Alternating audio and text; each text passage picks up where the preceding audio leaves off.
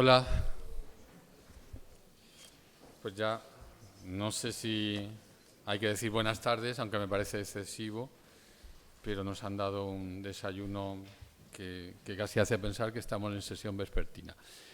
En todo caso, bienvenidos a este bloque de ponencias, donde vamos a examinar de la mano de dos personas sumamente idóneas para el tema, un poquito dentro de esta perspectiva del futuro del trabajo, el futuro del derecho del trabajo como rama del ordenamiento jurídico, el futuro del derecho del trabajo como área de conocimiento, el futuro de las personas que viven del derecho del trabajo tanto en la universidad como fuera de la universidad, el futuro de nuestras sociedades, el futuro de las nuevas generaciones, el papel de la OIT y el papel del derecho. Vamos a examinar, pues, digamos, el aspecto que normalmente es nuclear. Siempre se ha dicho que sin personas que trabajen no habría relación laboral, sin relación laboral no habría empleador, sin empleador no habría sujeto obligado y sin sujeto obligado pues no puede haber derechos. Por lo tanto, estamos ante el tema.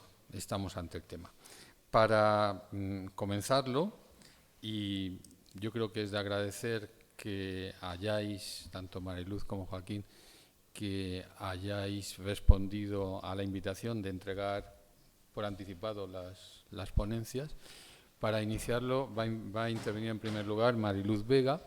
En el excelente programa que la organización nos ha repartido aparece una sinopsis del currículum de Mariluz, de tal manera que cualquiera que lo haya visto pues ha podido comprobar cómo tiene primero pertenencia a Administración Española, Inspección de Trabajo, luego formación en el extranjero, fundamentalmente en Francia, en tercer lugar formación internacional, por lo tanto una perspectiva amplia, tiene publicaciones, en lo poco que yo la he conocido ayer y hoy, pues me parece una persona muy normal, muy asequible. Creo que estamos ya en la fase de trabajo del Congreso y, por lo tanto, con la seriedad y el vigor que es propio del mismo, pero con la familiaridad de un aula universitaria, donde ya no estamos allí, no vas a hablar, es cátedra, vas a hablar solamente desde la mesa, y yo creo que tanto el nombre del aula que nos acoge, cuanto sus muros y el buen clima que tenemos, pues invita a que de verdad dialoguemos, para lo cual te voy a pedir un nuevo esfuerzo, y es que pues en 24 o 25 minutos nos digas de verdad qué crees que es lo básico en este momento. Adelante, muchísimas gracias, Mariluz. Muchas gracias. Esto sí se oye, sí.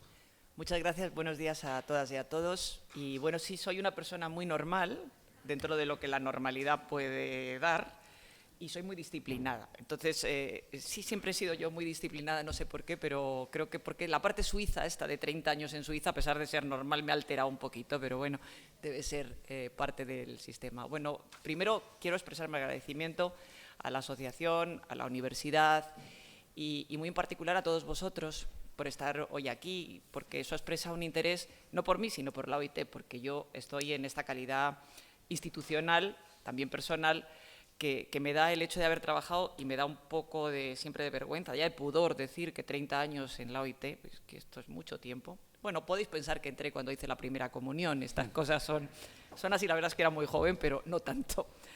Y poder llegar a compartir con todos vosotros algunas reflexiones que me han permitido y me permiten siempre cuando tengo que escribir ponencias, desde una perspectiva que da el hecho de trabajar en una organización que combina lo académico o lo, digamos, intelectual, si podemos llamarlo así, por supuesto, con una parte normativa importantísima, y aquí disiento con Carlos, hemos hecho mucho más de una sola recomendación, lamentablemente no convenios, desde el convenio de trabajo doméstico, y este año, en el año del centenario, tenemos delante de nosotros un convenio extraordinario, que es el convenio de violencia y acoso en el trabajo, que yo creo que es novedoso y donde la OIT, por una vez, porque siempre vamos un poco retrasaditos, llevamos una avanzada. Me parece que la OIT puede volver a renacer y eso es parte de lo que nos proponemos en el centenario. Mi reflexión es una reflexión sobre lo que está pasando desde el punto de vista de la OIT, también con mis puntos de vista personales, en este ámbito tanto de la relación de trabajo, de las transformaciones y de lo que en el fondo a todos nosotros nos importa es qué pasa con el derecho de trabajo. María Emilia, y esto a mí me alegra muchísimo, ha avanzado en su presentación mucho de lo que yo pienso, lo que me alegra porque parecerse a María Emilia yo creo que es lo que cualquier mujer laboralista, creo que cualquier laboralista, pero las mujeres en particular querríamos todos. Entonces, para mí ya esto es una satisfacción porque supone un aval.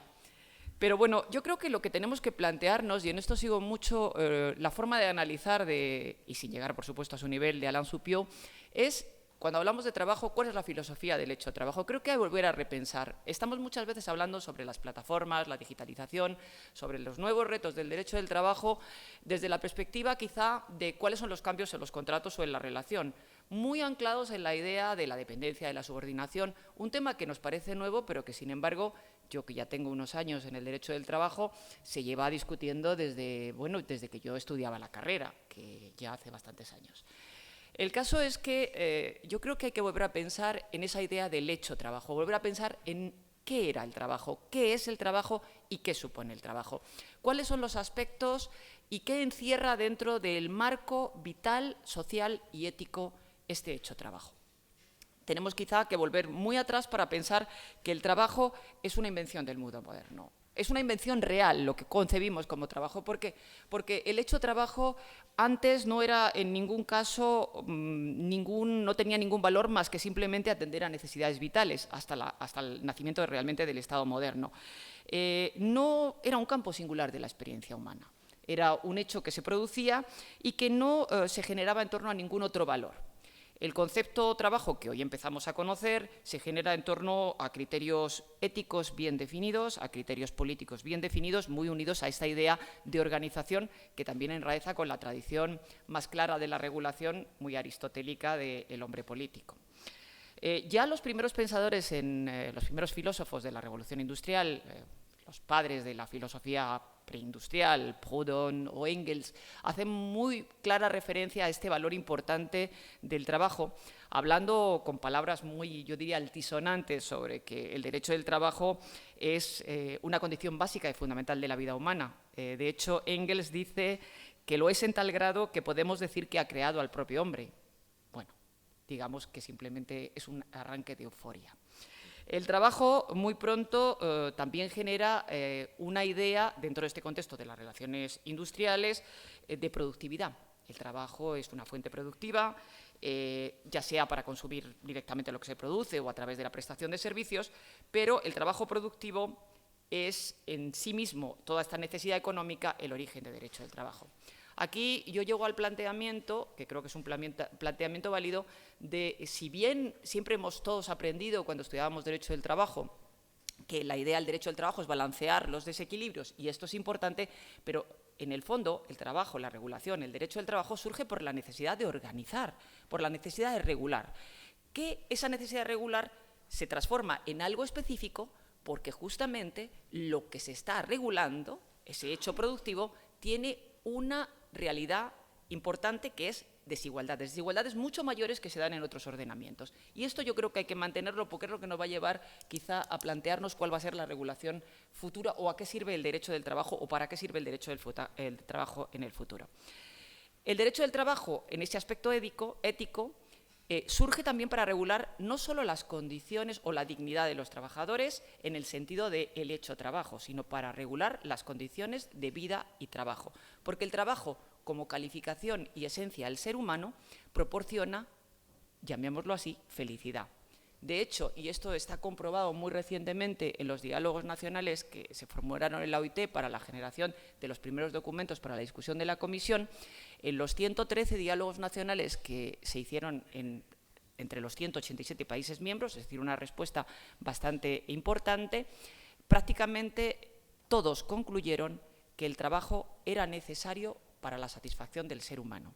Nadie nos dijo no quiero trabajar, a pesar de que lo digamos todos los días en nuestras actividades diarias, pero todo el mundo quería seguir trabajando, lo que yo creo que ratifica esto que estoy expresando de la necesidad ética, de la necesidad vital.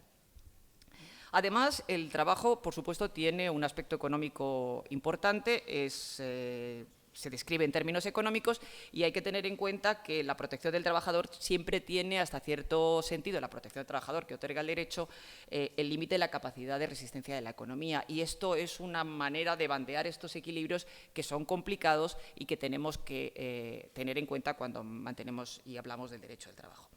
Creo que es claro, desde este punto de vista, la pertinencia del derecho del trabajo, de la existencia de este derecho del trabajo. Pero lo que es cierto es que hoy nos encontramos en un mundo absolutamente convulso, un mundo donde no solo lo que parece más evidente, la aparición de nuevas tecnologías, nos afecta en lo que es nuestra forma de prestar la actividad, sino también nos encontramos en un mundo con cambios ideológicos importantes. Creo que en la ceremonia de apertura se ha hecho referencia por parte de la Secretaria de Estado a los cambios ideológicos, que son mucho más importantes de lo que a veces le damos nosotros desde el punto de la perspectiva del derecho del trabajo, y también cambios evidentes como los cambios climáticos, que pueden llegar a la desaparición de estados si seguimos en la tendencia en la que nos vamos a encontrar, y esto va a suponer cambios políticos, económicos y, por supuesto, laborales fundamentales, pero también va a afectar otros temas como la demografía, que todos ellos van a incidir de forma clara en lo que llamamos el bienestar, el famoso well-being, que es, en el fondo, la esencia también y la naturaleza de lo que intentamos proteger con el derecho del trabajo. Es claro que existen transformaciones del mercado de trabajo, aunque yo no me gusta mucho esta expresión de mercado de trabajo, me siguen rayando un poco, pero quizás porque soy demasiado jurídica y se utiliza mucho por la traducción del inglés, pero lo cierto es que quizá estamos llegando a un nuevo concepto del hecho-trabajo, y eso es fundamental cuando hablamos de este derecho. Hay una cosa que es importante y que la OIT ha marcado a través de lo que se llama la transición justa, que no es un concepto de la OIT, es un concepto de origen sindical de los sindicatos europeos, pero que la OIT ha asumido sobre todo a través de la iniciativa verde, que es la idea de que el mundo tiene que ser sostenible. Y, por supuesto, que las reglas y las estrategias públicas, es decir, las políticas, tienen que ir más allá de lo laboral y mantener también otro tipo de perspectivas. El envejecimiento de la población nos plantea, como yo decía, enormes problemas. Estamos en un mundo donde, salvo un continente que es África, donde hay una tendencia a la rejuvenización importante, los demás continentes están tendiendo a un envejecimiento de la población notable, lo que va a cambiar profundamente el estrato social, el estrato económico y, por tanto, el estrato político en el que nos estamos moviendo. La reconversión ecológica, a la que vuelvo con la idea de la transición justa, yo creo que es fundamental. Y aquí traigo las palabras de la socióloga francesa Dominique Méda, que habla claramente de la idea de un trabajo compartido, un trabajo donde se pasará de mirar a la productividad como el centro de la regulación del derecho del trabajo para pasar a la calidad y a la sostenibilidad para ir progresivamente mejorando las condiciones que degradan el medio ambiente, las malas condiciones que degradan el medio ambiente. Todo esto, junto con la división del trabajo, que cada vez es mayor, nos plantea un mundo de trabajo profundamente heterogéneo, que está en perpetuo cambio, con una previsible destrucción de empleos, según el Foro Económico Mundial, hasta 2020 de casi 5,1 millones de empleos que se pierden. Todo esto son estimaciones, pero bastante plausibles, con una desaceleración del crecimiento importante y un estancamiento general, aparte de lo que ha definido la CEPAL como la hiperglobalización, es decir, una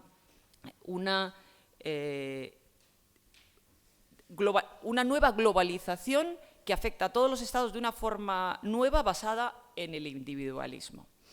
El modo de gestionar y organizar el mundo del trabajo ha cambiado. Ha cambiado dando prioridad a otro tipo de situaciones o a otro tipo de actividades. Por ejemplo, en la gestión empresarial, yo no soy una experta en el tema, lo más importante hoy es cómo gestionar los perfiles laborales. Sin duda alguna, la formación, la educación, se convierte en uno de los temas centrales y que además nos permite ya ver que el mundo del trabajo se empieza a proyectar mucho más allá de las esferas que nosotros conocíamos. Prácticamente hace 20 años hablábamos solamente de la formación profesional, muy dividida del término educación.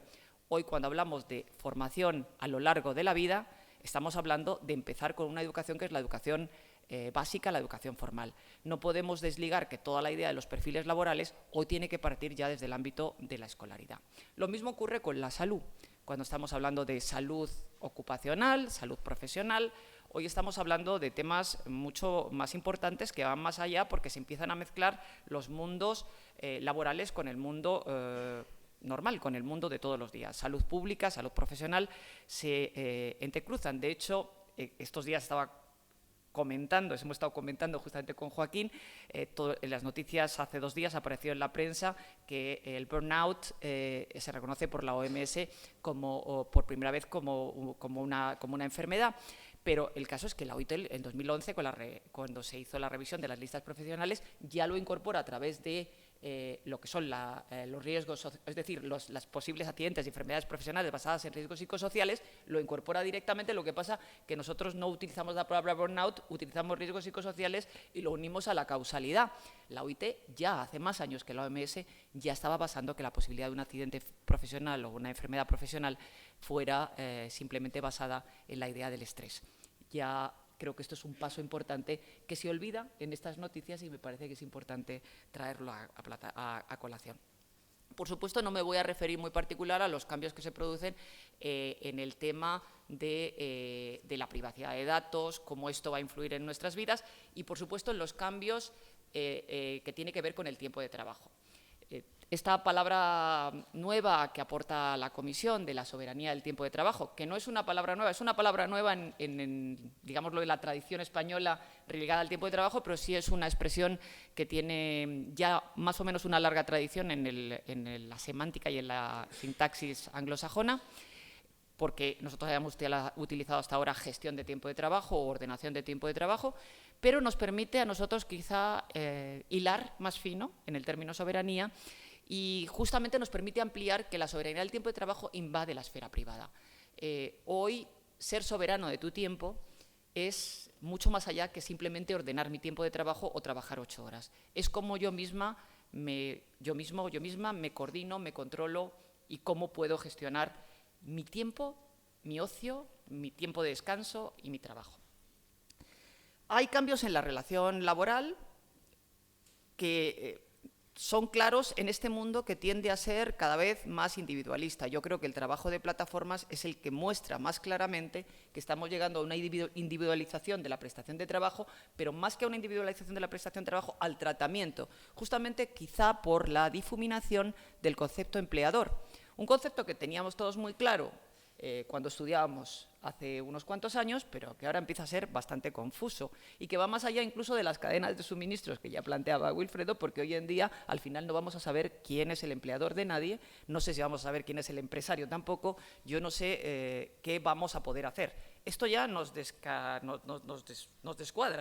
Es lo único que puedo decir. Mi primer choque con los cambios fue ¿qué hago? Se me ha caído lo que yo estudié y yo creo que eso es lo que nos tenemos que enfrentar. El concepto, si la realidad ha cambiado, sin embargo, vuelvo a la idea original. El trabajo, la regulación sigue siendo necesaria. De hecho, creo que la definición de qué es un trabajador es lo que hoy está en el centro de esta discusión. El hecho trabajo se ha modificado, pero hay alguien que sigue ejerciendo ese trabajo, por lo tanto sigue habiendo trabajadores. ¿Qué es hoy un trabajador? Esta es, para mí, la gran discusión y quizá no sea tanto una discusión, sino cómo aproximarse a ese nuevo trabajador. Quizá no sea tanto una idea de definir estrictamente, sino de aplicar o de determinar cómo aplico esa regla. Ya hay, y no voy a referirme a ello, creo que vosotros lo conocéis muchísimo mejor, a nivel nacional, toda una serie de definiciones sobre la relación de trabajo, todos estos argumentos desarrollados por la jurisprudencia. Bueno, hay directivas europeas que marcan un poco, todas en torno a la idea de subordinación. La relación laboral, como bien sabéis, la definen los tribunales. Como soy inspectora, yo siempre esta parte la marco mucho, pero creo que es de las pocas cosas que los inspectores todavía, al menos en España, no pueden hacer, en ningún país. Es importante tener en cuenta que las transformaciones jurisprudenciales nos muestran justamente la dificultad en la definición de dónde nos encontramos y cómo estamos. Bueno, existen fórmulas como el TRADE en España, las fórmulas italianas, la fórmula francesa basada en los porcentajes, la fórmula belga, para definir, todos las conocéis, no hace falta que me refiera en particular a ellas, pero nadie acaba de aterrizar en esa definición basada todavía en la subordinación y en la dependencia y en cómo proteger a los subordinados o a los dependientes. Lo que sí es importante es determinar que la preocupación de toda la jurisprudencia y la preocupación de la doctrina a la hora de estudiar los temas es que necesitamos proteger, volvemos a la misma idea, tenemos que proteger las condiciones de vida y de trabajo. E insisto mucho en la idea de vida, por esa difuminación, individualización y crecimiento del mundo del trabajo. Y que esto es una forma más de evitar esa desprotección. ¿Cómo se está planteando esta nueva idea de protección? Yo creo que la OIT, por ejemplo, en esta Comisión del Futuro del Trabajo, hace ya una primera referencia en su informe al establecer, por ejemplo, y aquí hace una definición muy específica, aunque solo se refiere a un derecho, que es la protección social, cuando dice que es un derecho humano y es esencial para que los trabajadores y sus familias puedan gestionar sus futuras transiciones. Yo creo que esto ya es un punto esencial. Habla de trabajadores y familias, ya está empezando a utilizar la idea de vida y no solo de trabajo. Vuelve a su origen, porque en 1919 se hablaba de condiciones de vida y trabajo en la Constitución de la OIT. Además, con este sentido, en la propia Comisión hace referencia a la necesidad de que los gobiernos tienen que garantizar la protección social universal desde el nacimiento hasta la vejez. Volvemos a esta idea general, ampliada y necesaria. Entre otras cosas, con un piso de protección social, yo sé que lo de piso suena fatal en español, lo lamento, yo no estaba en la comisión cuando se tradujo, pero es una cosa que no hemos podido resolver y que va a quedarse ahí. Pero bueno, digamos, vamos a entrar a los contenidos. Que ofrezca un nivel básico de protección a todas aquellas personas que la necesiten, que sea complementado con regímenes de seguro social contributivo que proporcionen niveles más altos de protección. Digamos que lo que es importante retener, aunque solo se refiere a la protección social, es que estamos hablando ya de un concepto más amplio de la idea de trabajador, la protección de la vida, la protección de la familia, la protección de la persona, la protección de las condiciones de trabajo. Yo creo que esta aproximación es una aproximación muy certera que desafortunadamente solo se utilizó en materia de protección social y no se ha utilizado para hablar de otros derechos. Pero bueno, la Comisión trata de otra serie de posibilidades, sobre todo con el establecimiento de una posible comisión de expertos en materia de plataformas que podrían ampliar este avance que hace en materia de protección social a otros derechos particulares. La cuestión es hoy si vamos o no hacia un nuevo derecho del trabajo. Yo creo que sí. Y de hecho, la Secretaría de Estado ha hecho referencia particularmente a la idea de un Estatuto del Trabajo del siglo XXI, que es una idea que yo creo que se mantiene y que está en la base desde hace mucho tiempo. Por supuesto, una discusión sobre los contenidos del derecho del trabajo siempre es arriesgada, porque nos enfrentamos a un mundo, las contradicciones del mundo plantean también a veces que en un mundo tan individualista, tan complicado, podamos tener retrocesos. Pero yo tengo esperanza, yo siempre la he tenido y creo que las utopías pueden convertirse en realidades siempre y cuando las trabajemos correctamente. Creo que algunas experiencias recientes nos muestran que cosas que no esperábamos pueden pasar. Lo que es cierto es que no existe una ciencia exacta para ver cuál será el futuro de ese derecho del trabajo. Yo creo que estamos todos avanzando, intentando estudiar, hay mucha teoría, pero podemos hacer un ejercicio un poco teórico de qué podría pasar en cuanto a esas instituciones que necesitamos para regular el mundo del trabajo. Yo creo que podemos definir que existen cinco posibilidades sobre lo que puede pasar sobre las instituciones que van a regular, es decir, entre otras cosas, el mundo del trabajo, entre otras cosas, el derecho del trabajo. Sería, y aquí volvemos a Rifkin, sería el fin del trabajo en su concepto tradicional. Volveríamos a la idea de los pacta sunt servanda, a la idea del derecho civil a regular el derecho de trabajo. Bueno, esto es imposible, pero bueno, dentro del ámbito de la teorización es lo que podría pasar con el derecho del trabajo. Me parece imposible, pero es una teoría que de hecho alguna gente ha manejado. No miento al respecto porque la he visto escrita. Otra sería, y es muy evidente decir, la transformación de lo existente, es decir, que el derecho de trabajo, sin perder su fin protector y la garantía de los derechos, a través de justamente de sus medios más tradicionales, que son la negociación colectiva, es decir, los actores sociales, refunde el derecho del trabajo sobre las nuevas perspectivas y las nuevas realidades. La tercera sería una reforma institucional de carácter intervencionista, que a mí me parece poco factible, porque yo creo que con el mundo del trabajo actual y la presencia de los actores sociales no tendría demasiado sentido y además podría ser direccionista. La cuarta, que es la que más se baraja, sería o bien un nuevo contrato social o, como plantea la OIT, la revigorización del contrato social existente. Las diferencias son puramente de matiz, es una cuestión de mantener la institución. Y la quinta sería una combinación de las tres últimas, porque la primera la descarto. Bueno, yo parto de que justamente la combinación de las últimas sería la más importante. Lo que es importante es saber cuáles serían las bases para reformular este nuevo derecho del trabajo. Porque lo que es cierto es que todo trabajo útil para la sociedad debe contar con una serie de derechos sociales, y esto es evidente. Esos derechos sociales, por mucho que tengan proyección a otras áreas de la vida personal, siguen estando ahí, son necesarios y tienen que ser regulados. ¿Cuál es la figura básica? La igualdad. Un principio de igualdad largamente extendido, concebido y regulado. Es la figura preeminente, una igualdad que se manifiesta a nivel económico, a nivel jurídico y a nivel social. La división del trabajo dependiente e independiente, con diversas formas, va a seguir existiendo y se va a seguir produciendo de forma muy creativa. Yo creo que hasta ahora pensábamos que el contrato 0 horas era la forma más creativa. Bueno, yo creo que vamos a llegar a otras formas todavía más creativas, porque la imaginación no tiene límites, ¿no? Como decía, creo que era Santa Teresa de Jesús, la loca de la casa, ¿no? Pues creo que vamos a llegar en derecho a crear puntos específicos. Pero lo que es importante es que todas estas formas plantean desequilibrios, y no solo desequilibrios jurídicos, desequilibrios económicos y desequilibrios sociales y políticos.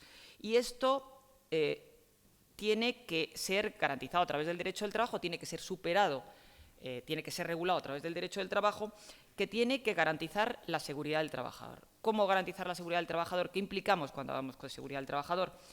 La seguridad física, económica y social. Y estos tres puntos son esenciales. Yo creo que a veces la salud, la seguridad física, se ha dejado al margen. Creo que las condiciones de trabajo tienen que volver a estar en el centro, e incluyo en ellas la seguridad y salud, de la regulación. Y esto es fundamental. Tenemos que volver a pensar en las condiciones de trabajo como un tema esencial. El enfoque de principio de igualdad es, por tanto, la base de este derecho del trabajo que pretendemos construir, pero entendido en un ámbito amplio. También se ha oído en la inauguración las dificultades de las desigualdades de género. Creo que son obvias, yo no soy la gran especialista, hay un panel paralelo justamente que está hablando de este tema, pero creo que los factores de distorsión en la discriminación de género son evidentes, queda mucho por hacer, pero esta es la avanzadilla. Tenemos discriminaciones importantes que van mucho más allá de la discriminación de género y que lo que generan son nuevas vulnerabilidades. Tenemos vulnerabilidades conocidas, no solo la de género, la de discapacidad, las étnicas, las religiosas, pero se están generando nuevas vulnerabilidades, muchas de ellas basadas en los ámbitos económicos. Y por qué no decir que probablemente las nuevas vulnerabilidades que se basan en las nuevas formas de trabajo. Y estas son cross-cutting, o sea, cruzan todo, porque son trabajadores que no se caracterizan por nada, sino por el hecho de trabajar, en determinadas formas. La llamada igualdad digital, la famosa sociedad del conocimiento y las posibilidades que nos siembra la igualdad digital, que está basada justamente en la educación, volvemos a la idea de la educación a vida, puede ser un ámbito importante para superar estas desigualdades. Yo creo que utilizar la igualdad digital, el acceso universal e igualitario al conocimiento, puede ser algo vital. Por eso el derecho a la educación universal hoy debe ser casi parte del patrimonio básico para instaurar el derecho del trabajo. La relación educación-trabajo empieza a ser mucho más evidente, mucho más real y mucho más necesaria. ¿Cómo proteger todas estas categorías? Bueno, yo creo que es obvio y se ha planteado de forma muy clara que ya no podemos basarnos en el trabajo subordinado, productivo. Humano sigue siendo, gracias a Dios, todavía tenemos un trabajo humano, porque los robots no hacen trabajo, ayudan, como ayudaron los animales hace no mucho tiempo a la realización del trabajo. Tenemos un trabajo que se presta de distintas formas y por distintas categorías, llamémoslo así, por no me gusta la palabra categorías, por distintos trabajadores. Está claro, por lo tanto, que lo que tenemos es que garantizar esa protección. ¿Cómo garantizamos esa protección? Bueno, algunos autores españoles hablan de catálogo de derechos básicos y la OIT ha ido más allá, hablando de lo que lamentablemente no se ha vuelto así definir en el proyecto de declaración que se va a discutir durante la conferencia, pero que sí está en el informe de la Comisión, que es lo que se llama una garantía universal laboral, que plantea varios derechos que serían los derechos mínimos. No solo los derechos fundamentales reconocidos expresamente desde hace ya prácticamente 10 años, sino añade, y por eso yo hablaba de las condiciones de trabajo, un salario vital adecuado. Y vengo al concepto de salario vital, que creo que es interesante para aquellos que estáis haciendo estudios al respecto, porque salario vital es la traducción del living wages, que está en la Constitución de la OIT, pero que, sin embargo, no es la traducción de un salario que cubra las condiciones adecuadas de vida, que es como se dice en francés.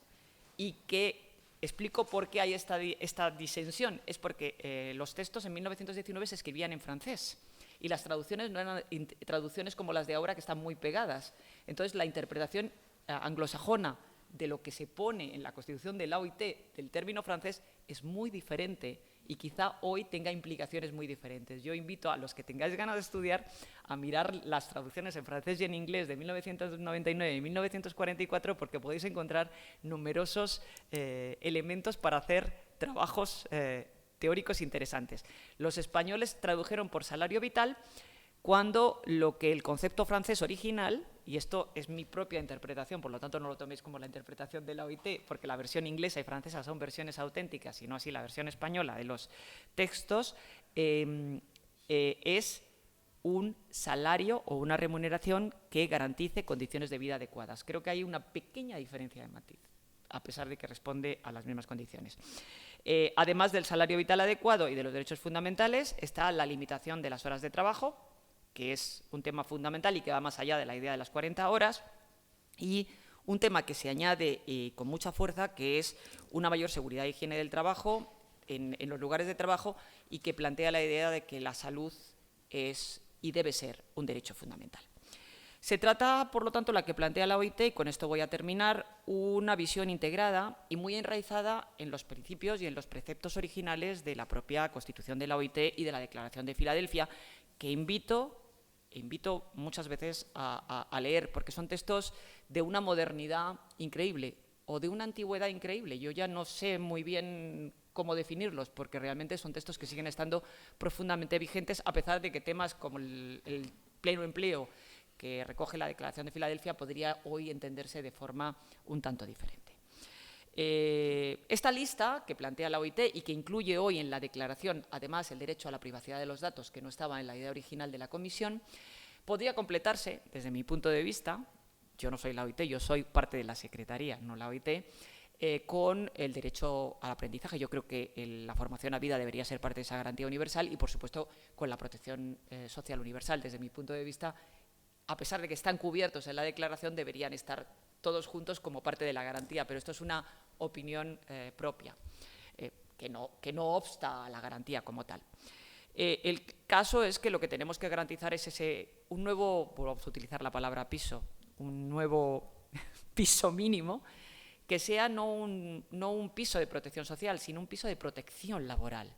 Yo creo que esa es la extensión a la que tenemos que ir. No sé si es la que va a surgir de la declaración de la OIT, y en esto insisto, la OIT no somos los que trabajamos en ella, sino los constituyentes, así que todo lo que ocurre es responsabilidad de los que negocian, de los que están presentes y de los que de forma tripartita aprueban los textos en nombre de sus países y en nombre de los actores sociales en la Conferencia Internacional del Trabajo. Lo más importante es que cuando entremos en estas discusiones y hablemos de esta definición de derecho de trabajo, que nos parece que es indispensable, tengamos en cuenta esos valores universales.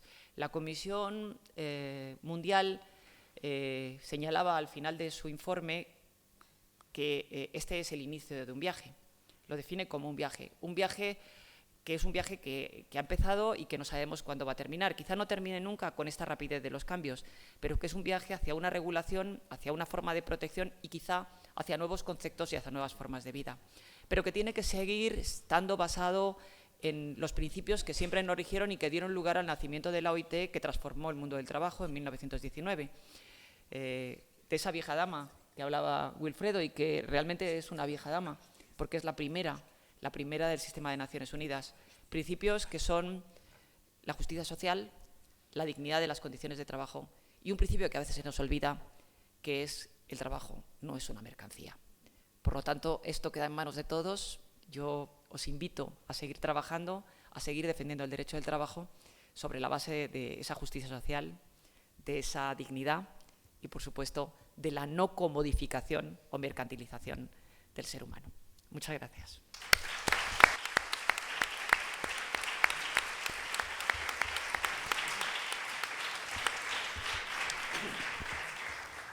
Muchas gracias, Mariluz, que ha demostrado ser cierto lo que ella manifestó, que es una persona disciplinada, y ser incierto lo que yo manifesté, que era una persona muy normal, porque la exposición ha sido muy magistral. Yo hablaba de persona muy normal en el sentido de persona muy accesible, ¿no? Un poquito para relajar el ambiente. Muchas gracias. No quiero dejar de introducir un contrapunto nacional, y es un contrapunto doble, muy breve, y es el siguiente. Primero, la verdad es que cuando vemos ahora cómo la OIT ha resurgido y ha pasado al primer plano en nuestro sistema de relaciones laborales, pues los que somos muy mayores como yo no sabemos si alegrarnos o entristecernos, porque durante muchísimos años el laboralismo nacional tenía la OIT como algo de adorno y nos sorprendía que otros países hermanos le dedicaran tanta atención. Sin embargo, el fenómeno de la globalización, la ausencia de un contrapoder, la crisis, las sucesivas reformas laborales han hecho que de pronto volvamos los ojos hacia esa especie de sostén, ¿no? Por otro lado, el segundo contrapunto, por si ha pasado desapercibida, que seguro que no, la sentencia 140/2018 de nuestro Tribunal Constitucional, por lo tanto hace muy poco, ha resuelto un tema sobre el que habíamos escrito, teorizado, polemizado, sentencias de todos los gustos, pero hasta ahora realmente era opinable. Ya no es opinable. El control de convencionalidad. O sea, ¿qué sucede cuando un órgano administrativo o un órgano judicial, o por tanto quien litiga o quien argumenta ante esos órganos, qué sucede cuando cree que una ley española choca con un convenio? En nuestro caso de la OIT, pero con cualquier tratado internacional. Y ahí había dos grandes tesis. La tesis del monopolio, eso como afecta a la soberanía estatal, solo lo puede controlar el Constitucional. Mientras una ley no esté declarada inconstitucional, usted aplíquela. Pero la sentencia 140/2018 dice no. Todo órgano judicial tiene entre sus responsabilidades, entre sus facultades, entre sus competencias, la de apartar la ley cuando considere que choca contra el tratado internacional. Esa sentencia, que no es de un tema laboral, es un tema de fuentes del derecho procesal penal, esa sentencia ha llegado en el momento justo en que la acción normativa de la OIT, porque no te enfades con Carlos Palomé, que cuando decía solo habéis hecho, Carlos es el primero que sabe que la OIT hace muchas cosas, no solo acción normativa, ¿no? Pero la acción normativa de la OIT, que es el punto de vista que yo estaba ahora trayendo a colación, queda muy reforzada desde el punto de vista del sistema de fuentes, no solo del derecho del trabajo. Así que la elección del tema, con todo el acierto que tenía, ha sufrido este enorme empujón. Bueno, y pasamos a nuestro segundo expositor, al que ya hemos conocido, quien no lo hubiera hecho antes en el acto de presentación. Joaquín Nieto está al frente de la oficina de la Organización Internacional del Trabajo y es fácil encontrar la presencia tanto suya cuanto institucional de la Oficina Española de la OIT en múltiples actos. Yo creo que esa es una buena noticia. Las palabras que ha pronunciado en público, yo como universitario las recibo con mucha alegría, esa voluntad de seguir colaborando, de que la OIT no sea algo simbólico de adorno, sino que está imbricada en nuestro sistema de relaciones laborales y por tanto también en el académico, es una excelente noticia. Y va a complementarnos la exposición que ya ha hecho para terminar esta visión y dar paso a vuestro coloquio. También a él le he pedido el esfuerzo que le agradezco de máxima síntesis para que haya un poco de debate. Así que adelante, Joaquín, muchas gracias. Muchas gracias, Antonio Vicente Sempere, por tu amable presentación y bueno, y gracias a todos ustedes por haber elegido este panel, habiendo otros tan interesantes a los que acudir. Bueno, cuando María Emilia me pidió me informó de que el comité organizador nos invitaba a Mariluz y a mí a participar en este evento, me dijo que tenía que escribir un documento y me dijo, pero te tienes que centrar en la cuestión de las tecnologías. Dije, vale, de acuerdo. Yo también trato de ser disciplinado y me centré en la cuestión de las tecnologías, bueno, y contextualizando el asunto de las tecnologías. Y por lo tanto también en esta presentación, pues basándome en que ya viene precedida de la magnífica exposición que ha hecho mi colega Mariluz Vega sobre una serie de conceptos claves que nos acompañan en la OIT desde el pasado al presente y nos van a acompañar en el futuro, pues voy a ir derecho al grano de la cuestión de las tecnologías. En una exposición que va a ser en principio, pues, qué es lo que cambia a través de toda la revolución tecnológica, los impactos sobre el trabajo, y una segunda parte sobre cómo ya se está abordando. Es decir, que a diferencia de otras veces en otros debates que hemos hecho mucho analítico y descriptivo, en este caso quiero detenerme en cómo se está abordando el asunto a partir de 3 textos. El primero, el informe de la Comisión Mundial, el de un futuro del trabajo prometedor. El segundo, el propio borrador de declaración que existe en estos momentos, que es todavía solo un borrador de declaración, que presumiblemente se adoptará dentro de 20 días. Y el tercero, un documento menos conocido al que hice referencia en mi presentación, que es las conclusiones tripartitas sobre el futuro del trabajo adoptadas en la Conferencia Tripartita Española sobre el futuro del trabajo.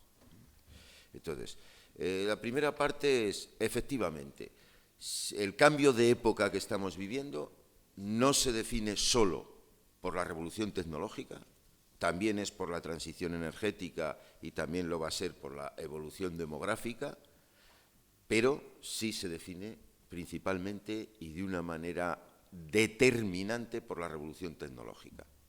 Y lo determinante de esta revolución tecnológica, lo que la hace única, es la digitalización. Es decir, no es la primera revolución tecnológica. De hecho, cuando hablamos de la revolución industrial, que ha configurado esa etapa que explica nuestra sociedad y nuestro tiempo, y de las sucesivas revoluciones industriales, pues ha habido más revoluciones tecnológicas. Ahora dicen que es la cuarta, pero bueno, eso está en discusión, da igual. Lo novedoso de esta revolución tecnológica es que introduce la digitalización. Y la digitalización tiene un impacto clarísimo en lo que nos ocupa, que es el trabajo. No solo el trabajo, sino también la organización de la sociedad en su conjunto. Porque ya no se trata solo de que van a modificarse las tareas mecánicas, los trabajos mecánicos, como sucedía en las anteriores revoluciones industriales, sino que ahora va a afectar también a la cuestión de la gestión, de la organización de la economía y de la sociedad y de la propia inteligencia artificial. Es decir, que la revolución digital, con todo lo que conlleva respecto pues, al Internet de las cosas, a las Learn Machine, a la inteligencia artificial, a las nanotecnologías, a las biotecnologías, todo esto no es una revolución tecnológica más, es una revolución tecnológica, como suele decir, disruptiva sobre el conjunto de la sociedad. Entonces, ¿qué significa esto de que afecta a la gestión? Bueno, si cogemos el sector financiero, por ejemplo, no es cuestión solo de que se cierran las oficinas y eso afecta al trabajo, como estamos viendo ahora, veremos con la reconversión de algunos bancos. Por supuesto que esto tiene que ver con la gestión. No, tiene que ver mucho más.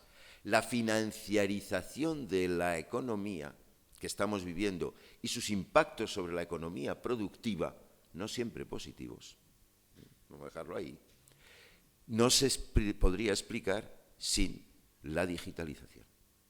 O sea que cuando hablamos de impactos en gestión, no estamos hablando solo en la mera gestión administrativa de las cosas. O, como muy bien hemos podido comprobar en la magnífica conferencia inaugural que nos ha ofrecido el profesor Sanguinetti, este cambio que puede producir la digitalización hace que cambien también las maneras de organizar la producción y, por lo tanto, el trabajo.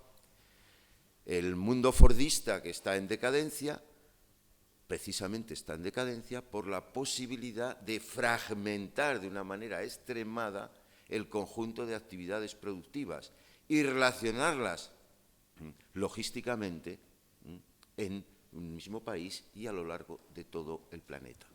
Y eso va a introducir nuevas formas de organización de la producción, como hemos visto en el caso de las cadenas mundiales de suministro, nuevas formas de organización del trabajo, como estamos viendo en todos los trabajos de plataformas, etc. Entonces, o sea que los impactos de esa gestión están ahí. Queda por saber y por ver cuáles van a ser los impactos de la inteligencia artificial. En esto todavía se está en un estadio muy primitivo, pero podemos suponer que van a ser muchísimos. Van a ser muchísimos. Yo suelo comentar que dentro de nada las series de televisión que nos dejarán sentados en la pantalla y que más nos van a atrapar, van a estar escritas por algoritmos, no por guionistas. Interpretadas por personas, sí, pero escritas por algoritmos. Y las bestsellers de mayor venta, bestsellers de ficción de mayor venta, bueno, los de ficción y puede que otros, también van a estar escritos por algoritmos y no por escritores. Entonces, esto es solo una pequeña manifestación, también va a pasar con la música, de cómo la propia creatividad se va a ver afectada y el mundo de la creación y los trabajos de la creación se van a ver afectados. Vamos a dejarlo aquí de momento, añadiendo otra cosa, la velocidad.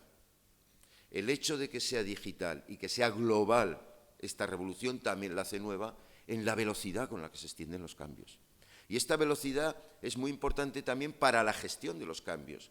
Apenas estamos comprendiendo el cambio y ha cambiado. Apenas estamos diseñando las respuestas y nos cambian las preguntas. Y el diálogo social y el consenso político y social requiere tiempo. Bien lo sabemos en la OIT que sí requiere tiempo. Y la velocidad de los cambios va contra este tiempo. Entonces, bueno, esto respecto al impacto de estos cambios. Desde el punto de vista del empleo, de la cantidad de empleos que van a ser afectados, ¿cuántos van a ser afectados? Existen muchos autores, como ya decía Mariluz, pero está claro que la gran mayoría de los empleos se van a ver afectados. Afectados. Y que la gran mayoría de los empleos de las tareas, sean mecánicas o sean de gestión, se van a ver afectadas por este proceso de revolución tecnológica y de digitalización. Eso no significa que vayan a ser sustituidos. O sea, una cosa es que van a ser transformados y afectados y otra cosa es que van a ser sustituidos. Y ahí probablemente no hablemos de la gran mayoría, hablemos de una parte importante. Pero bueno, cuando hablemos de una parte importante, ¿qué estamos hablando? ¿Del 20, del 30? Bueno, es mucho. O sea, es que el 30% de los empleos estamos hablando de 1.000 millones de empleos en el mundo. Estamos hablando de 1.600.000 empleos en España que pueden verse sustituidos. ¿Esto qué impacto tiene desde el punto de vista del empleo? ¿Significa que vamos a una sociedad sin empleo? No. Probablemente suceda como en anteriores revoluciones industriales, que se vayan generando nuevos empleos. No solo en el propio ámbito digital y tecnológico, sino también en otros ámbitos, porque se van a necesitar más cuidados, se van a necesitar, por ejemplo, más formación y, por lo tanto, más empleos en el ámbito de la formación, porque el propio mundo cambiante transforma los empleos. Y así como a lo largo de la historia, en vez de reducirse los empleos, hoy vivimos en un mundo donde hay 3.300 millones de trabajadores, es probable que después de esta revolución pues, siga aumentando el empleo. El problema no es ese. El problema es esos 2 millones de trabajadores que pueden ver transformados sus trabajos. Y ese 2.000 millones de trabajadores que pueden ver transformados sus trabajos. Y esos 1.000 millones de trabajadores que pueden ver sustituidos sus empleos, pues claro, la transición entre una cosa y otra es la que puede costar la adaptación. Y la clave del éxito o el fracaso, el éxito es bueno, pues que el mundo transite y cambie sin disrupciones excesivas desde el punto de vista social. El fracaso es que centenares de millones de trabajadores queden arrinconados en la cuneta, porque eso hará lisa y llanamente una sociedad donde la convivencia no será posible. Y ese anhelo de la justicia social para la paz universal tampoco será posible. Entonces, la clave, por lo tanto, es cómo gobernar esa transición. Y este es el asunto fundamental que nos debe ocupar. Dicho esto sobre el impacto tecnológico, también tiene consecuencias no solo sobre la propia organización del trabajo, sino sobre el propio desempeño del trabajo, y plantea nuevas posibilidades, pues, de liberarse de trabajos penosos, nuevas posibilidades de utilizar la gestión para bien. Por ejemplo, discutimos cadenas mundiales de suministro. La mayoría de trabajadores de estas cadenas mundiales de suministro no tienen ni siquiera seguro de accidente de trabajo. Y claro, resulta difícil hacer un seguro de accidente de trabajo por parte de la compañía principal, imaginemos en el sector textil, cuando esos talleres no están trabajando solo para una compañía, sino están trabajando para muchas. ¿Qué va a hacer? ¿Una compañía pagar el seguro de todos los demás? Bueno, hoy en día eso se puede solucionar, porque existen tecnologías como blockchain, que puede permitir los minutos que una persona está trabajando para una determinada marca, asignarlos automáticamente y de una manera irreversible, clara y segura, como responsabilidad de pago de esa marca. O sea, esto es un ejemplo de cómo las nuevas tecnologías se pueden usar no solo para sustituir trabajos penosos, sino también se pueden utilizar para una gestión más justa, desde la perspectiva del trabajo decente, de los trabajos, y poder dotar, por ejemplo, a todos los trabajadores de cadenas mundiales de suministro de algo tan elemental como un seguro de accidente de trabajo que no tenían las 1000 y pico costureras que fallecieron en el accidente de Rana Plaza. Bueno, entonces, ¿cómo se aborda todos estos cambios? Cadenas mundiales de suministro, trabajo en plataformas, nuevas formas, nuevos riesgos en el trabajo, nuevas posibilidades. Ahora, en las distintas herramientas que tenemos. Entonces, voy a plantear voy a leer directamente cómo lo hace, o cuáles son las propuestas que hace la Comisión Mundial sobre el futuro del trabajo, en su informe sobre un futuro del trabajo más prometedor, cómo lo hace la propia conferencia, cómo es previsible, o esperemos que lo haga la propia conferencia a la hora de adoptar la Declaración del Centenario, y cómo lo abordan los agentes tripartitos en España en las conclusiones sobre el futuro del trabajo.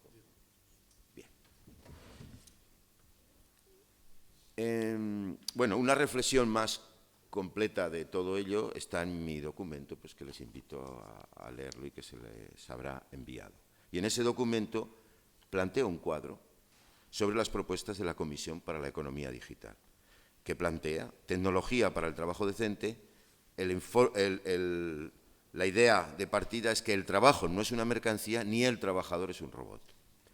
Y invita a adoptar un enfoque de inteligencia artificial bajo control humano que pueda garantizar que las decisiones finales que afectan al trabajo sean tomadas por seres humanos y no por algoritmos. Segundo, que los trabajadores no pueden ser objeto de vigilancia y controles indiscriminados mediante sensores y otros dispositivos de control que atenten contra la dignidad de las personas. Tercero, proteger la intimidad de los trabajadores frente al uso de los datos generados con las nuevas tecnologías e incluso limitar la utilización de algoritmos que, nutriéndose de estos datos, puedan reproducir determinados sesgos o dar lugar a decisiones arbitrarias por parte de las empresas. Todos ellos tienen que ver con el reclutamiento de las empresas, con la selección de personal, pero no solo, también luego con la gestión de personal y de tareas. Potenciar el uso de la tecnología en aquellos aspectos en que pueda suponer un avance. Por ejemplo, recurrir a tecnologías digitales, tales como blockchain, para mejorar los sistemas de gestión de salarios y prestaciones sociales, como la que yo planteaba del seguro de accidente de trabajo. Adoptar medidas innovadoras para construir un sistema de gobernanza internacional de las plataformas digitales que logre establecer una serie de derechos y protecciones mínimas para todos los trabajadores, como por ejemplo el convenio sobre trabajadores de plataformas, tal como existe el convenio sobre trabajo marítimo, el MLC de 2006, que es una especie de convenio colectivo universal para todos los trabajadores de la marina mercante. Bueno, no da tiempo a desarrollarlo más, pero es muy interesante el asunto. Establecer una garantía laboral universal que incluya a los trabajadores de plataformas y que comprenda el respeto a los derechos fundamentales del trabajo consagrados por la OIT: un salario vital adecuado, la limitación de las horas de trabajo y protección de la seguridad y salud en los lugares de trabajo. Establecer un derecho a la desconexión digital para garantizar un límite de las horas de trabajo y desarrollar esquemas que permitan establecer para los trabajadores on demand un número mínimo de horas garantizadas y previsibles que compense el horario variable con una prima por un trabajo que no está garantizado y una remuneración por tiempo que espera para compensar los periodos en los que los trabajadores por hora están de guardia. Bueno, como se comprenderá, todas estas ideas valiosísimas no se han incorporado ni se van a incorporar a la Declaración del Centenario, aunque sí van a inspirar algunas ideas básicas fundamentales al respecto. Y por eso vamos a poder encontrar, por ejemplo, en este proyecto de declaración, expresiones tales como que la conferencia declara que, al ejercer sus responsabilidades constitucionales y adoptar un enfoque del futuro del trabajo centrado en las personas, la OIT debe orientar sus esfuerzos a aprovechar todo el potencial del progreso tecnológico para alcanzar el bienestar material, la realización personal y la dignidad de todos los seres humanos, de modo que sus beneficios se distribuyan de manera equitativa entre todos. O, por ejemplo, promover la adquisición de competencias para todos los trabajadores en todas las etapas de su vida laboral, a fin de subsanar los déficits de competencias existentes y previstos, prestando especial atención a la adecuación de los sistemas educativos y de formación a las necesidades del mercado de trabajo. O, por ejemplo, asegurar que la creciente diversificación de la producción, las modalidades de trabajo y los modelos empresariales estén al servicio del progreso social y económico y de la promoción del trabajo decente. Asimismo, la conferencia, en el tercer capítulo de la propuesta de declaración, exhorta a todos los Estados miembros a que colaboren individual y colectivamente basándose en el tripartismo, con el fin de impulsar un enfoque del futuro del trabajo centrado en las personas mediante. Y, claro, aquí, como muy bien decía Mariluz, la expresión garantía laboral universal ha desaparecido de lo que era la propuesta de la Comisión. Pero, sin embargo, y esto es lo verdaderamente interesante, se ha mantenido la esencia de los contenidos que había debajo del epígrafe garantía laboral universal, que es lo que interesa. Porque en denominaciones nos podemos sacar de la chistera 5 en un minuto. Lo difícil es ponerse de acuerdo en los contenidos.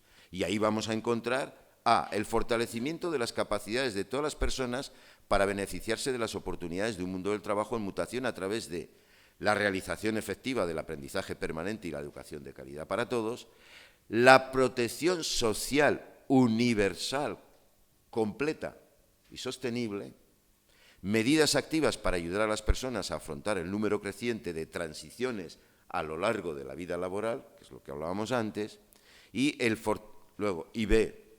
fortalecimiento de las instituciones de trabajo para ofrecer una protección adecuada a todos los trabajadores en un contexto marcado por formas de trabajo nuevas y emergentes. Debería garantizarse para todos los trabajadores, con independencia de su situación en el empleo o de su modalidad contractual, es decir, incluye a todos los nuevos trabajadores, sea cual sea la regulación que determine, el respeto de sus derechos fundamentales, un salario vital adecuado, lo ha mencionado todo ello Mariluz, los límites al número máximo de horas de trabajo, la seguridad y salud del trabajo, la protección de la privacidad de los datos personales y la posibilidad de conciliar mejor la vida profesional y la vida privada mediante un mayor control del tiempo de trabajo con arreglo a modalidades que respeten las necesidades de la empresa y promuevan la eficiencia productiva y el reparto de los beneficios, es decir, buscando un equilibrio entre unos y otros. Finalmente, la declaración tripartita española, adoptada por COE, CEPIME, Comisiones Obreras, UGT y el Gobierno de España, se plantea también una aproximación a la cuestión tecnológica, donde, por supuesto, dice que acoge con satisfacción el informe del futuro del trabajo, los ODS, etcétera, pero plantea directamente cuestiones relacionadas con la cuestión tecnológica, ¿no? Entiende que tendrá un impacto, que hay que adoptar un enfoque realista tanto de las oportunidades como de los desafíos que plantea diseñando políticas consensuadas sostenibles que reflejen la necesidad de la sociedad. Y entre ellas, claro, ratificando, y esto lo hacen COE, CEPIME, Comisiones UGT, Gobierno de España, que el trabajo no es una mercancía y la centralidad del trabajo decente como fuente de prosperidad y de bienestar. Y entonces se plantea directamente sobre las tecnologías, considera que España tiene un importante potencial de desarrollo, entre otros sectores, en tecnología y en digitalización, situándose a la altura de los países más avanzados de su entorno, no de Estados Unidos, claro. Para ello, ha de acelerar la adaptación digital, invirtiendo en innovación y formación en competencias y cerrando las brechas digitales, territoriales, internacionales y de género existentes. Estima de crucial importancia preservar los sistemas de protección social para atender las nuevas realidades sociales y laborales y esos procesos de transición laboral. Destaca la formación en competencias digitales, de la formación dual y de la participación de las empresas y los trabajadores en su desarrollo. Aquí, ¿cómo resuelve la declaración tripartita la cuestión de la garantía laboral universal? Dice, invita a reflexionar bajo la perspectiva del trabajo decente, sobre las nuevas formas de organización del trabajo derivadas de la irrupción de las nuevas tecnologías, en particular de los trabajos atípicos y los relacionados con la economía de las plataformas digitales, de manera que el marco regulatorio asegure la protección social y los derechos para todas las personas que trabajan independientemente de su situación laboral o de su acuerdo contractual. Y considera, con esto terminaré, de interés las nuevas formas de gobernanza nacional e internacional, esto le va a gustar al profesor Sanguinetti, derivadas de la responsabilidad social de las empresas, la incorporación del sector privado a los objetivos de desarrollo sostenible, la implementación de las directrices de Naciones Unidas sobre empresas y derechos humanos y los acuerdos marco internacionales suscritos entre las empresas multinacionales y las federaciones sindicales mundiales. En conclusión, no tenemos solo un análisis de cómo impactan las tecnologías, tenemos también una serie de propuestas que nos permiten una senda acordada, concertada, en el plano internacional y también en el plano de España, para ir pues, a gobernar los cambios y las transiciones desde la perspectiva de la transición justa y del trabajo decente. Muchas gracias.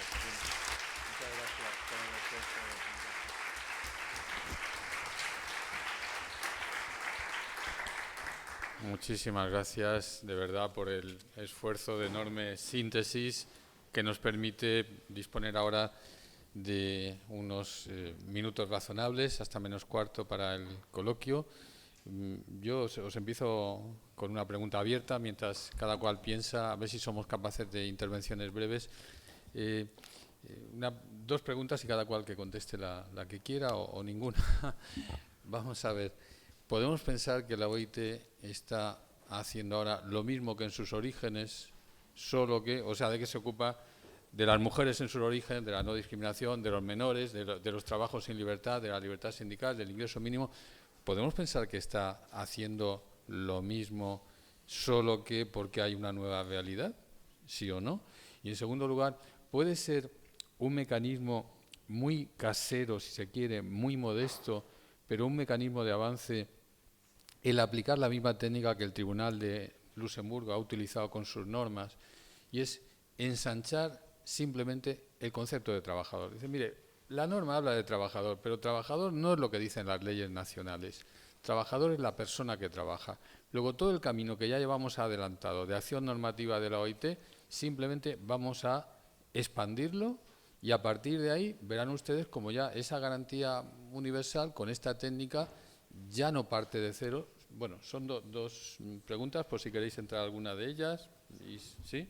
Pues encantado. Bueno, la primera te la resuelvo fácil. Por supuesto que seguimos haciendo lo mismo, pero con diferentes medios, y no porque haya cambiado la realidad laboral, es que seguimos creyendo en los mismos valores. Y lamentablemente lo que yo decía, cuando uno lee la declaración de 1919, dice, ¿punda la Constitución? Pues sí es lo mismo de hoy. Es decir, incluso es tan moderna que dice, y aquí me toca muy particularmente por mi parte de inspectora de trabajo, la creación de un cuerpo de inspectores de trabajo compuesto de mujeres y hombres. Por favor, 1919, eso era muy novedoso. Hoy es la cosa más normal de la Tierra, o sea que, pero sigue siendo necesario, así que creo que no es, la respuesta es fácil, es hacemos lo mismo porque sigue siendo necesario lo mismo. Han cambiado las realidades, pero la necesidad es la misma y los valores son los mismos. Esa es mi respuesta personal, ¿eh? La pregunta presumía esa respuesta. Bueno, pues entonces, la otra es más complicada porque entramos en el tema normativo. Es decir, los convenios de la OIT, como sabéis vosotros seguramente mejor que yo, no define ninguno de ellos qué es un trabajador. Por lo tanto, ya tenemos ese problema.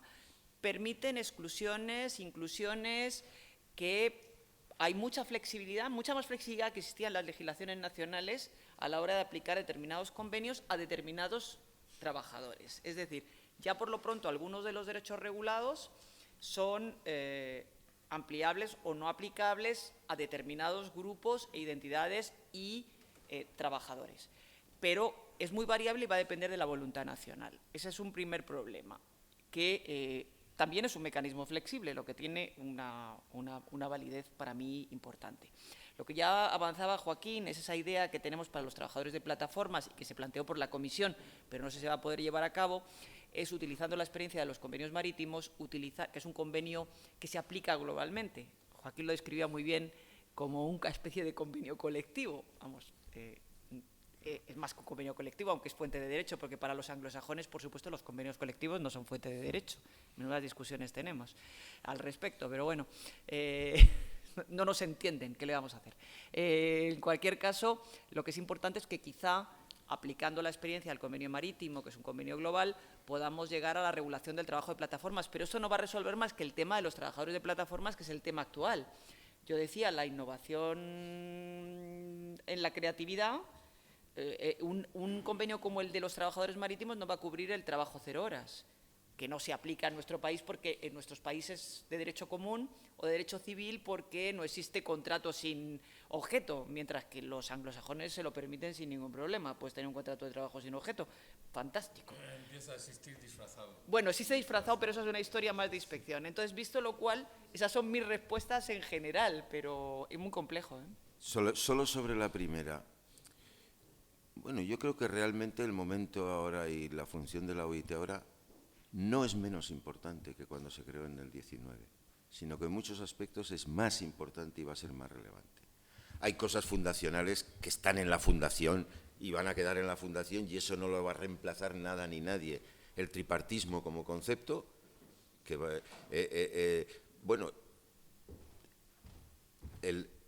el tripartismo como concepto, el inicio del multilateralismo para resolver asuntos sociales de la relevancia del trabajo, todo eso tiene un momento fundacional que va a tener mucha influencia. No se puede explicar la creación de Naciones Unidas sin la propia OIT, pero no vamos a entrar ahí. De acuerdo, en la fundacional hay algo irreemplazable, pero en el mundo de hoy tan global, donde las disrupciones que plantea todos estos cambios de los que venimos hablando son tan tremendas sobre el mundo del trabajo y sobre la sociedad, sería imposible de gobernarlo con un mínimo de racionalidad y de asegurar una transición, un mínimo de justa y de pacífica, sin una institución como es la OIT. Y eso sí que hoy es irreemplazable en un mundo más global, en un mundo más complejo y en un mundo donde estos cambios impactan de una manera mucho más rápida y necesitan instrumentos de gobernanza. En ese sentido, yo creo que sí, que el rol que puede jugar la OIT hoy con 187 países. Cuando se crea la OIT, se crea en un espacio muy pequeño del mundo, Europa y Estados Unidos y poco más, ¿eh? Hoy son 187 países, incardinada en un sistema de Naciones Unidas de conjunto donde están los 194 países. En fin, la potencia que significa eso de acción no es comparable a la potencia que podía significar en sus orígenes. O sea que cada etapa tiene lo suyo. Venga, vamos. Os voy a pedir, por favor, que os identifiquéis brevemente. Adelante. ¿Tenemos micro? Sí, pues empezamos por allí. Sí, vamos a hacer un bloque de 3 intervenciones que están en esta misma fila.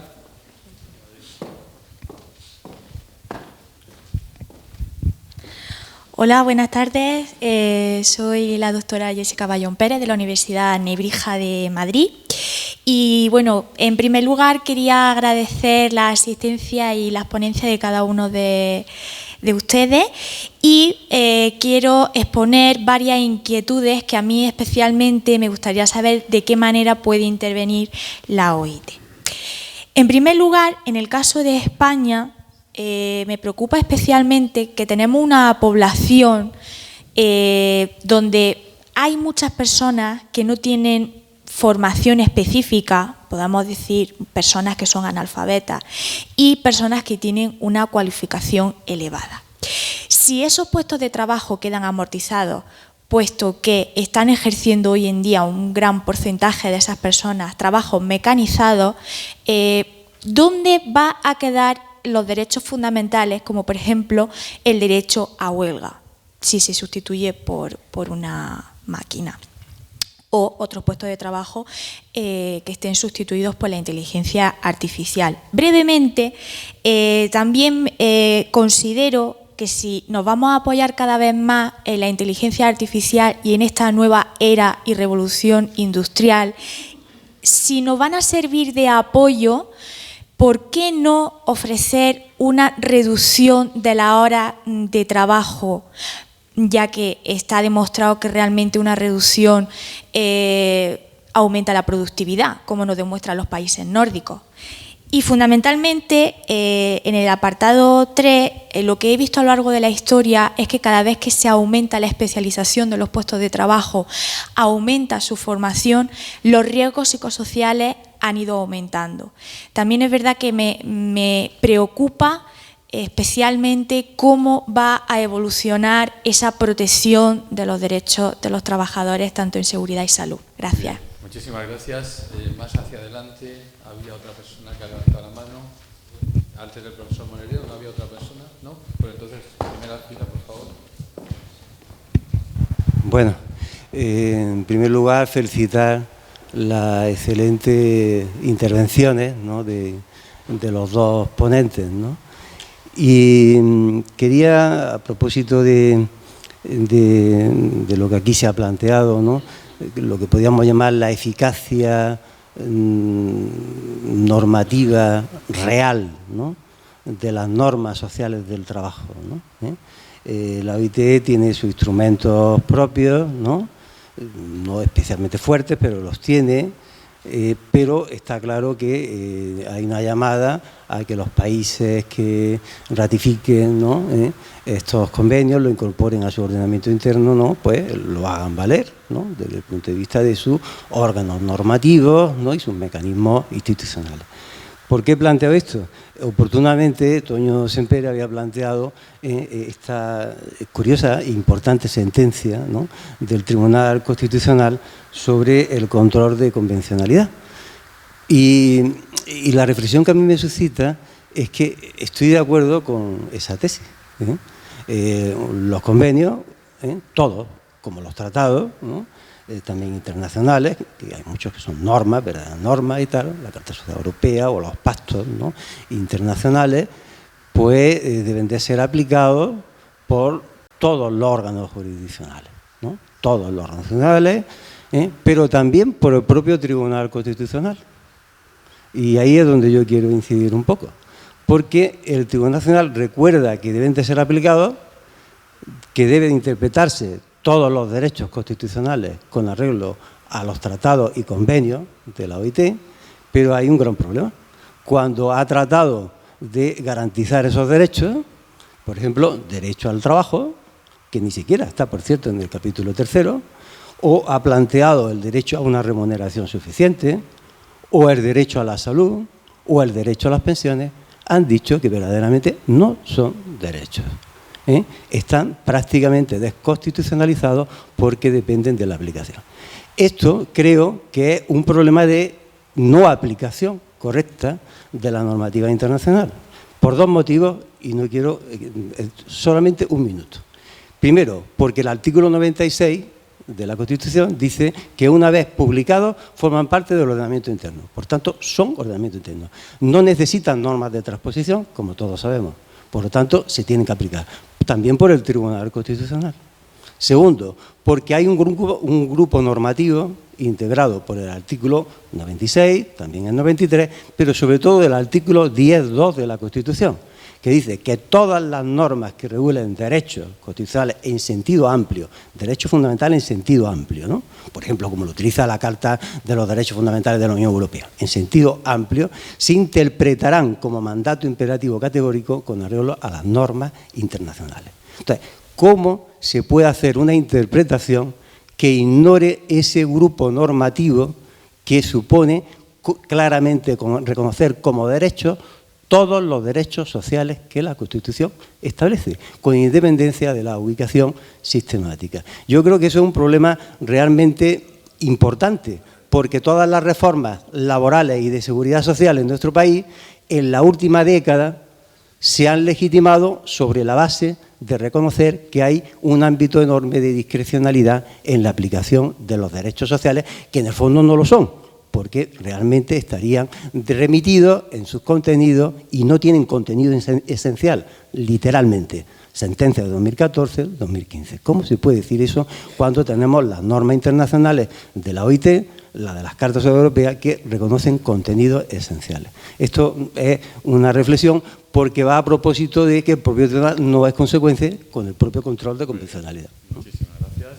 Vamos a dar un primer turno de respuesta. En el caso de salud y seguridad en el trabajo que se planteaba, informaba esta mañana y creo que he reiterado hoy aquí un cambio muy importante que se va a plantear en esta conferencia. Se va a adoptar una decisión clave, que es la decisión de que la salud y seguridad en el trabajo pasa a ser uno de los derechos y principios fundamentales del trabajo. Como ustedes saben, es el trabajo infantil, el no trabajo forzoso, la no discriminación y la libertad sindical y de negociación colectiva. A esos 4 se limitan los principios y derechos fundamentales del trabajo, y ahora se añadiría la cuestión de la salud y seguridad. Esto tiene consecuencias. Esto tiene consecuencias.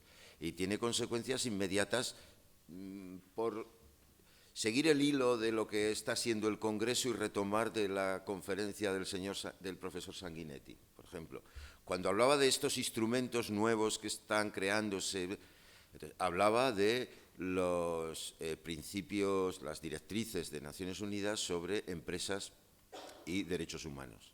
Bueno, en estas directrices sobre empresas y derechos humanos tiene una relevancia especial a la hora de considerar derechos humanos que los Estados deben proteger, que las empresas deben respetar y a cuyas víctimas todos tienen que reparar, los principios y derechos fundamentales del trabajo. La incorporación de la salud y seguridad en el trabajo cobrará una relevancia muy especial en todo lo que se refiere a empresas y derechos humanos y todo el desarrollo posterior normativo que lo acabará teniendo a nivel internacional y nacional debido a estos instrumentos.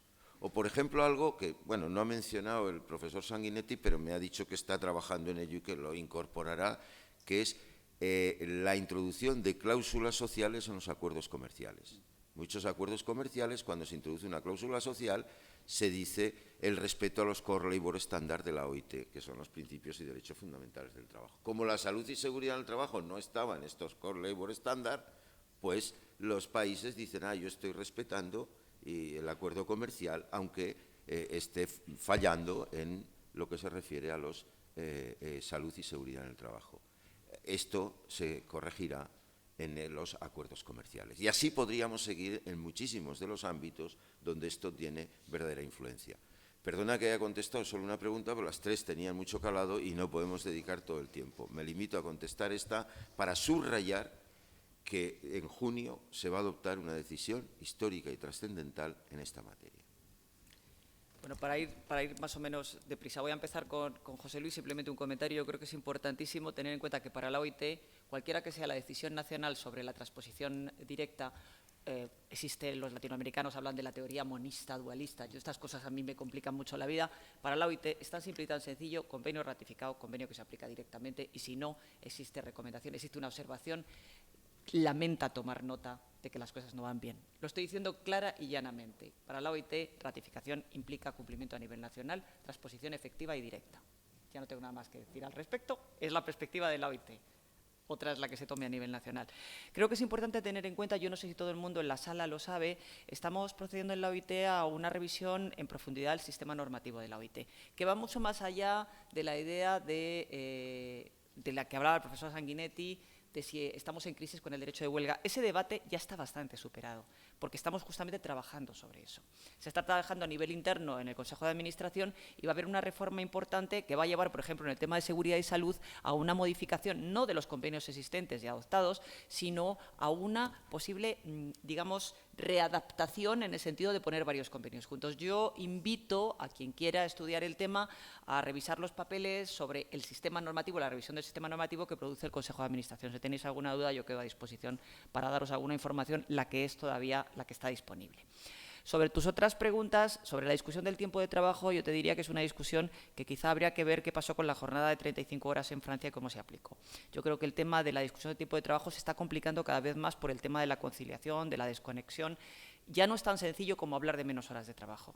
Creo que es mucho más complicado y es mucho más la gestión, esa soberanía del tiempo de trabajo que yo hablaba y que es un debate que no está cerrado, sino simplemente abierto. Creo que hay mucho que discutir y no se trata tanto de una reducción, creo que hay una redistribución, es mucho más complejo, que no hay tiempo ahora mismo, creo que podríamos estar aquí discutiendo sobre eso muchísimo. Y sobre tus problemas en materia de qué va a pasar con las pérdidas de empleo y la gente que se queda, bueno, pues es un tema importante. Yo creo que el tema del esquirolaje electrónico, el esquirolaje robótico, ya nos plantea bastantes problemas a los que estamos en este mundo laboral. Es el primero que surge a nivel más jurisprudencial. De nuevo, es un debate abierto, va más allá del derecho del trabajo en alguno de los casos, porque es un tema de política social. Podríamos entrar en la discusión de salario, de ingreso mínimo, ingreso universal, que la OIT intenta desviar, pero bueno, son temas que no te puedo responder porque la OIT tampoco tiene una posición fija, que es la que a mí me correspondería manifestar. Muchas gracias.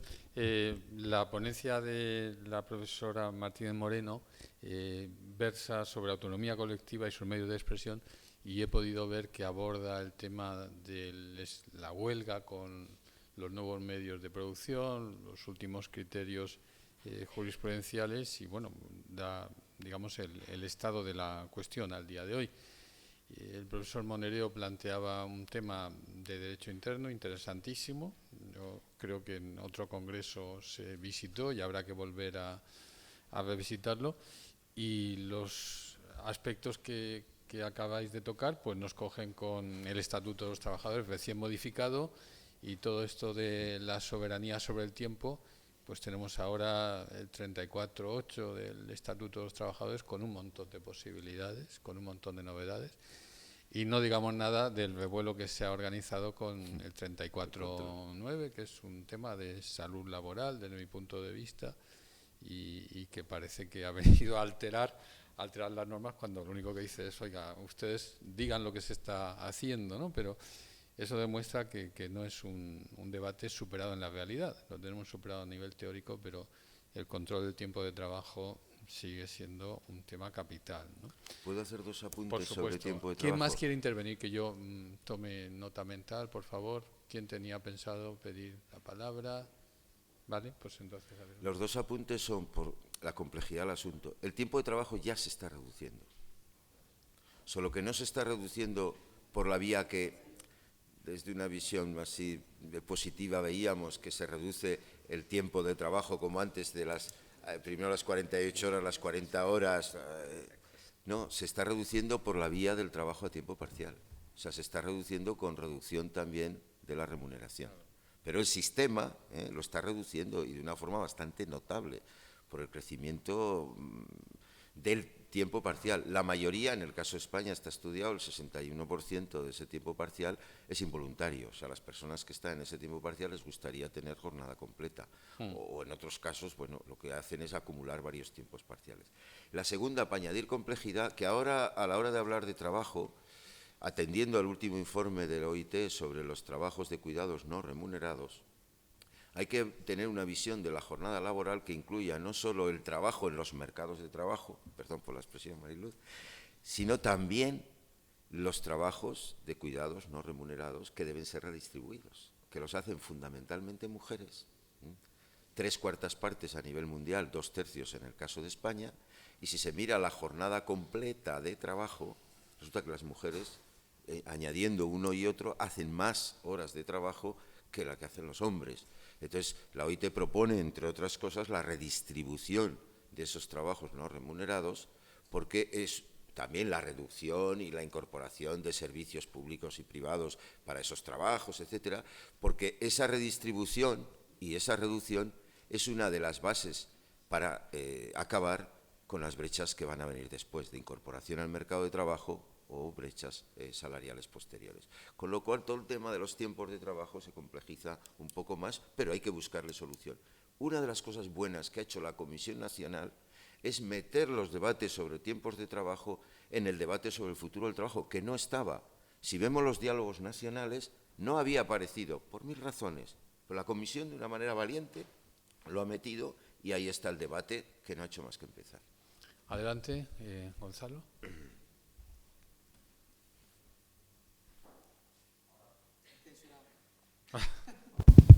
Ahora, bueno, soy Gonzalo Jiménez del Ministerio de Trabajo. En primer lugar, felicidades por las exposiciones. No solo sois mentes brillantes, sino magníficos oradores, de verdad, me ha encantado.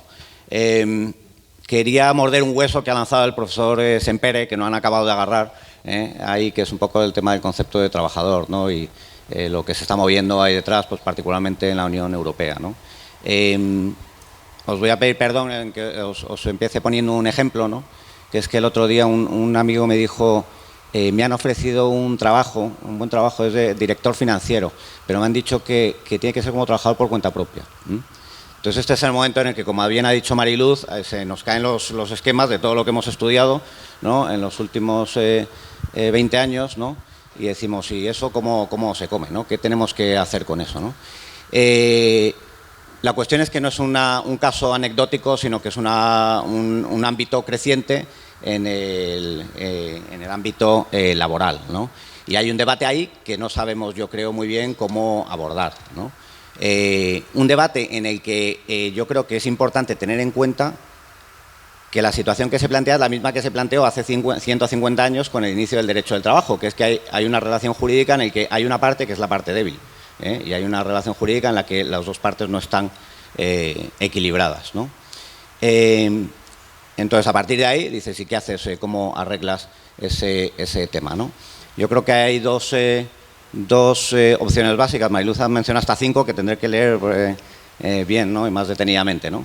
Pero yo creo que ahí pues, tienes una opción que es ensanchar el concepto de trabajador, que es a lo que ha aludido el profesor Sempere, ¿no? Ahí tienes la jurisprudencia del Tribunal de Justicia de la Unión Europea, que viene a hacer un ensanche en el cual pues, ya se parte solo de la subordinación y ahí entran no solo los trabajadores por cuenta propia como los hemos conocido, sino un poco pues, lo que llamaríamos los autónomos dependientes, ¿no?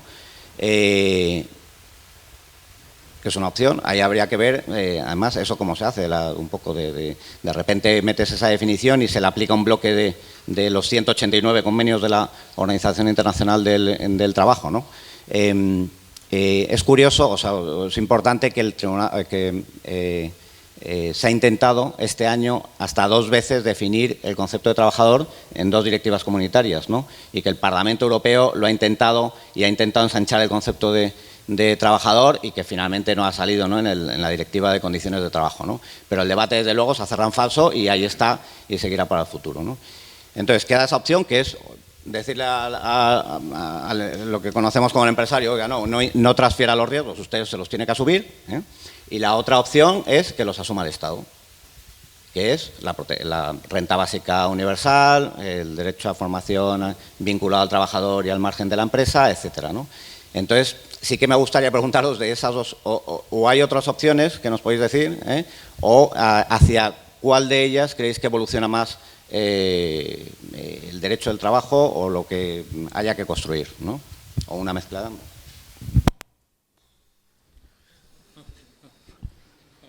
Bueno, gracias, Gonzalo. Vamos a ver. Desde una perspectiva OIT es complicado porque nunca hemos definido trabajador. Y como te decía, los convenios son flexibles y permiten las categorías. Yo creo que la posibilidad que se está dando ahora mismo es justamente esa idea de la garantía universal, llamémosla como la llamemos, es justamente la aplicación de derechos a sea quien sea que preste una actividad. También sé que es arriesgado hablar sea quien sea que preste una actividad. sea qué tipo de actividad, porque ahí volvemos otra vez a temas un poquito complejos, personal de confianza. Nosotros estamos también con el tema de la economía informal. Probablemente estos son temas que no interesan al mundo industrializado tanto, porque son otras perspectivas. Vamos, lo que tú hablas que le han ofrecido a tu amigo, es una pena que Wilfredo no esté aquí, pero hace 15 años yo estaba trabajando en la oficina de Perú, de la OIT, y la compañía aérea que entonces existía, que se llamaba Aeroperú, todos eran trabajadores independientes menos uno, incluidos pilotos, azafatas, servicio de tierra. Y esto Wilfredo os lo puede contar mejor que yo, porque era impresionante. O sea, simplemente aquello ya era la precarización más absoluta que yo me he encontrado. Desde un punto de vista, digo, puramente laboral, yo creo que la definición de trabajador, creo que no la vamos a conseguir en ningún lado. Es decir, yo creo que simplemente es... hoy tenemos que tender más a qué derechos son aplicables, y quizá ese es el grave problema, porque supone costos económicos, costos sociales, definiciones de cómo lo aplicamos y qué.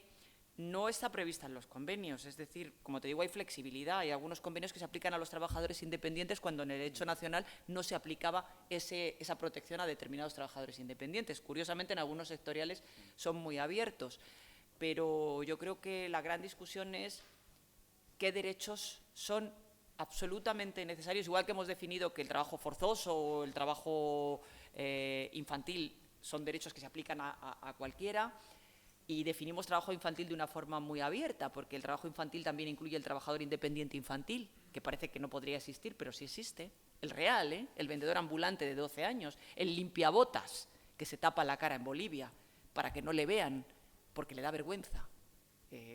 Yo tengo la suerte de ser una espectadora privilegiada, de estar en las cadenas de producción, de haber visitado las cadenas de producción en Bangladesh, de haber visitado el edificio de Rana Plaza Caído. Estas cosas las veo todos los días.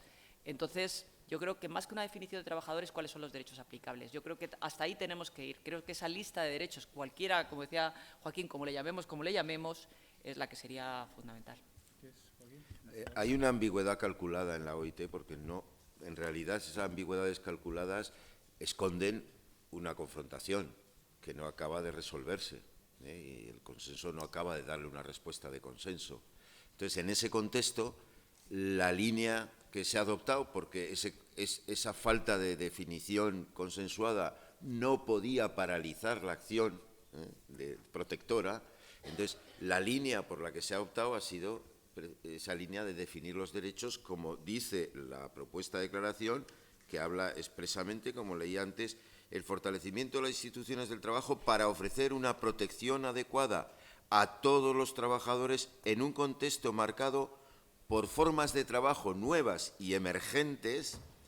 Debería garantizarse a todos los trabajadores, con independencia de su situación en el empleo o de su modalidad contractual, lo que leí antes.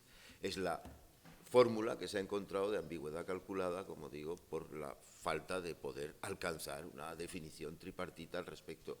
¿Que sería muy conveniente? Sí, pero que no puede ser paralizante.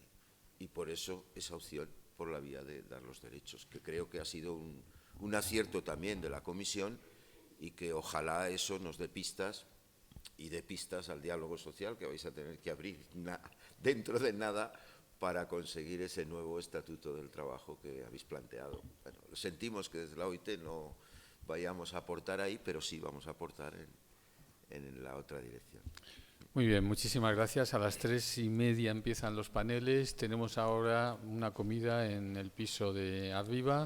Muchísimas gracias a Mariluz, a Joaquín y a quienes habéis venido. Nos vemos.